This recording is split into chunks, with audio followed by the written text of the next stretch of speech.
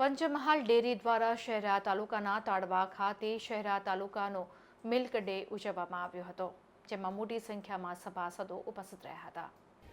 પંચમહાલ જિલ્લાના શહેરા તાલુકાના તાડવા ખાતે પંચમહાલ ડેરી અને ગુજરાત કોઓપરેટિવ મિલ્ક માર્કેટિંગ ફેડરેશનના સંયુક્ત ઉપક્રમે શહેરા તાલુકાનો મિલ્ક ડે રાખવામાં આવ્યો હતો. આ મિલ્ક ડેનું આયોજન પંચમહાલ ડેરીના ચેરમેન અને શહેરાના ધારાસભ્ય જેઠાભાઈ ભરવાડના માર્ગદર્શન હેઠળ કરવામાં આવ્યું હતું, જેમાં પંચમહાલ ડેરીના નિયામક મંડળના સભ્યો, managing director Mitesh Mehta, chief general manager Chirag Patel, Shehera taluka panchayat પ્રમુખ પુંજીબેન ચારણ, શહેરા તાલુકા ભાજપ પ્રમુખ ધર્મેન્દ્રસિંહ પટેલ, ડોક્ટર પ્રકાશ